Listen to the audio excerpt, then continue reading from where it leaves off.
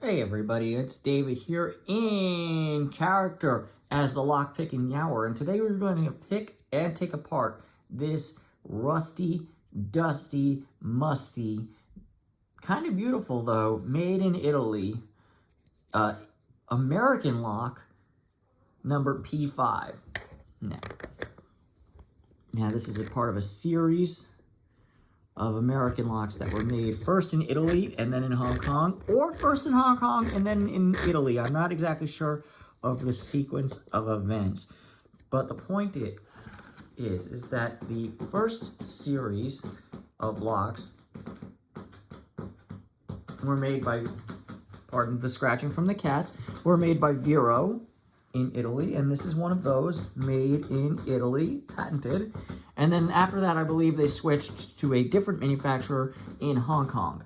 Anyways, they use, or at least this, and both of them, I believe, use this Yale-style keyway. So let's see if we can get into that. We're using the 40,000 pry bar from the Reaper set and Jimmy Long.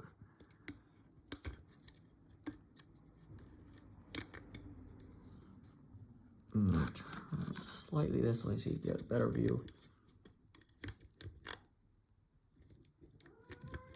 Baby boy. Yes, baby boy.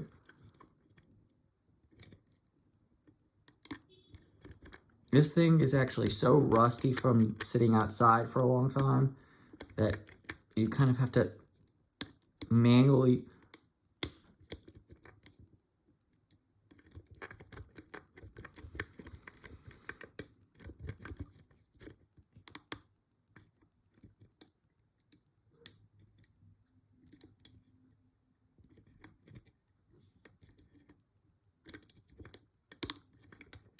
Ben, could you please stop intimidating the ever-loving you-know-what out of your sister?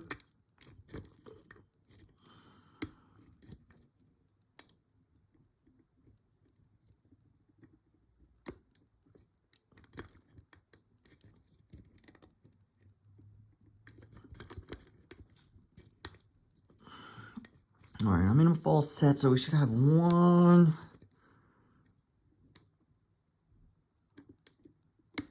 pin left.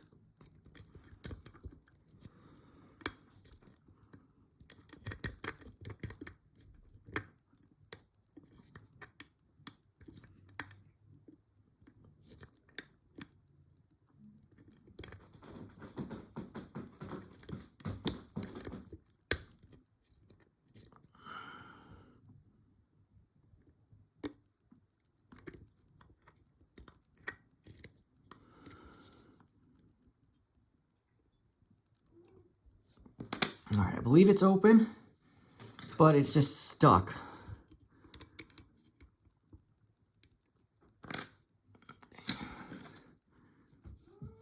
Wow.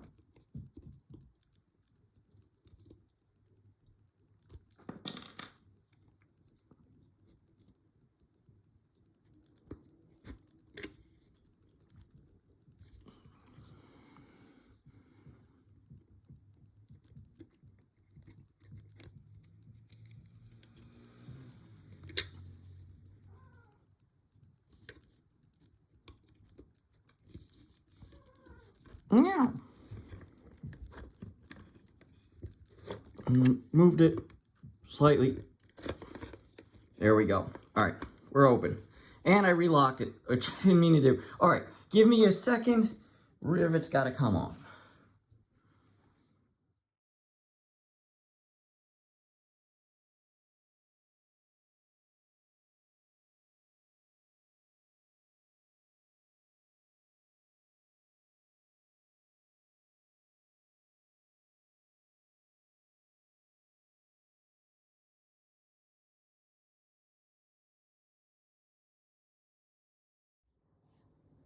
All right, after a bit of a fat ladies, germs, and people in between, we've got the core out.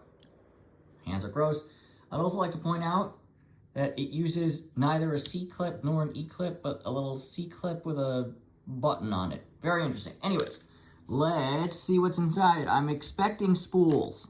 Whether there will be American lock style serrated pins or not remains to be seen, but let's find out together.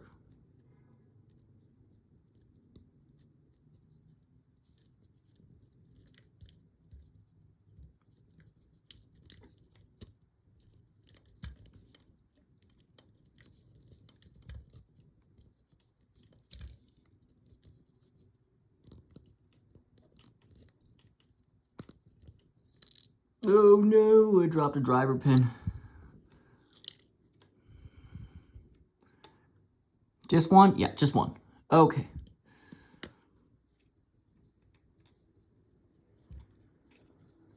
Put this guy down quite briefly.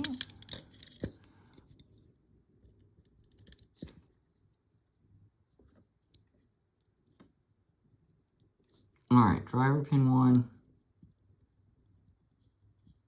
is a spool, not a serrated spool, just a spool.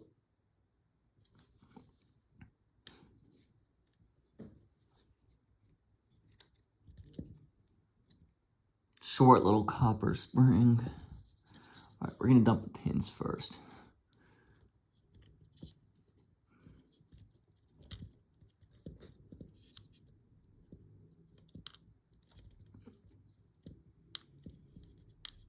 Okay, all the key pins are standard and the plug is brass. And it's not of a bypassable design, I don't think, if it used ball bearings, but I think you could probably use a knife tool bypass because it does not use ball bearings. Anyways.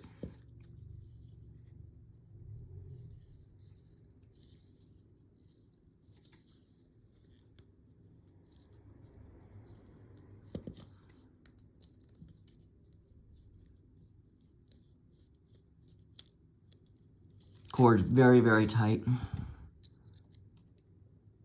Oh!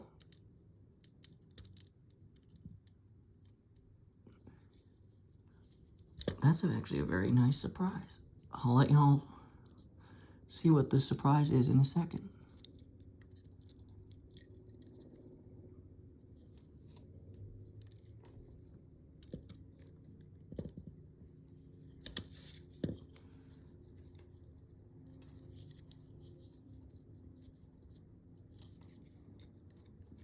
Yes, I picked the wrong follower, but sometimes you gotta just make do.